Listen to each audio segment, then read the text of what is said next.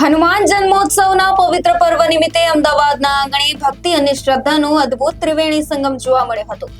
શહેરના ભાટ ગામ સ્થિત રાધે ફાર્મ ખાતે માનસ સત્સંગ ટ્રસ્ટ દ્વારા આયોજિત સંગીતમય સુંદરકાંડ મહાપાઠમાં શ્રદ્ધાનું ઘોડાપૂર ઉમટ્યું હતું. આ દિવ્ય આયોજનમાં સુપ્રસિદ્ધ રામકથા વાચક અને સુંદરકાંડ સાધક શ્રી ધવલકુમારજીના પીરસાયેલા સુંદરકાંડના પાઠમાં મંત્રમુગ્ન થવા માટે અમદાવાદ અને ગાંધીનગર ઉપરાંત રાજ્ય અને દેશભરમાંથી અંદાજે 15,000 થી વધુ હનુમાન ભક્તોએ હાજરી આપી હતી. કાર્યક્રમનો પ્રારંભ ભારતીય સંસ્કૃતિના પ્રતીક સમાન ગૌ માતાની પૂજાથી કરવામાં આવ્યો હતો, જેમાં ભક્તોએ અત્યંત શ્રદ્ધાપૂર્વક ભાગ લીધો હતો. સંગીતના તાલે જ્યારે સુંદરકાંડના પાઠ શરૂ થયા ત્યારે સમગ્ર રાધે ફાર્મ પરિસર જય શ્રી રામ અને જય હનુમાનના ગગનભેદી જયઘોષથી ગૂંજી ઉઠ્યું હતું.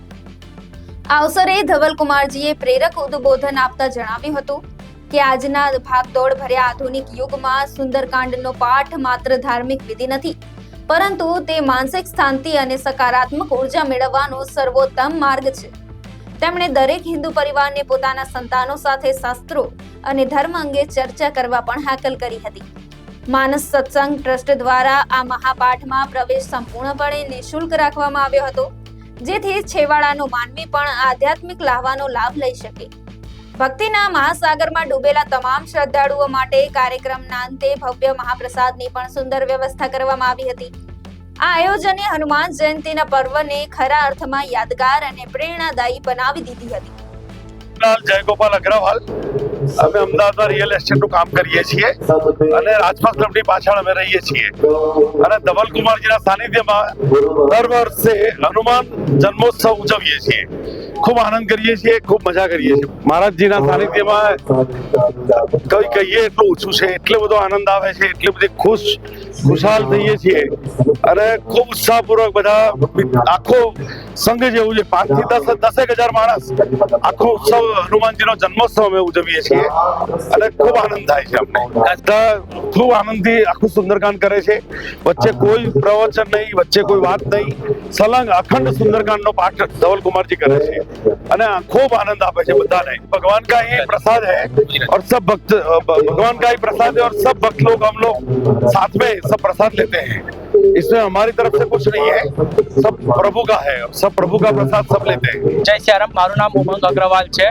હું આ સત્સંગમાં ઘણા સમયથી જોડાયેલો છું.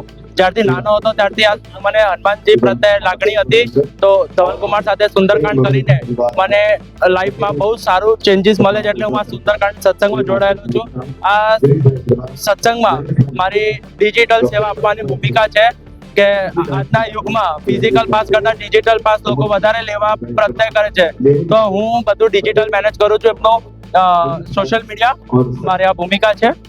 અમે લોકો લગભગ એમ તો અમારા માટે આ મહોત્સવ 8મું વર્ષ છે, એટલે અમે માટે આ મહોત્સવ 365 દિવસ જ અમારી તૈયારી છે. પણ મેઇન તૈયારી અમે દિવાળી પછી મીટિંગ સ્ટાર્ટ કરીએ છીએ. એપ્રિલ સુધી 3 થી 4 મીટિંગો કરીએ છીએ. સ્વયંસેવકો બધા અમે કરીએ છીએ.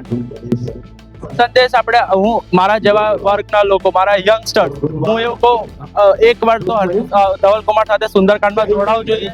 આ એક મહોત્સવ છે, હનુમાનજીનો જન્મ ઉત્સવ છે. આ ના જોયું તો કશું જોયું નથી. આજે ગુજરાતમાં લોકો અહીંયા અમારા દુબઈથી આવે છે, બીજા અમેરિકાથી આવે છે, ખાલી મહોત્સવમાં આનંદ લેવા. આ 4 કલાકનો મહોત્સવ છે. લોકો ઘરે બેસીને સંસ્કાર અને ટીવી પર લાઈવ પણ નિહાળશે.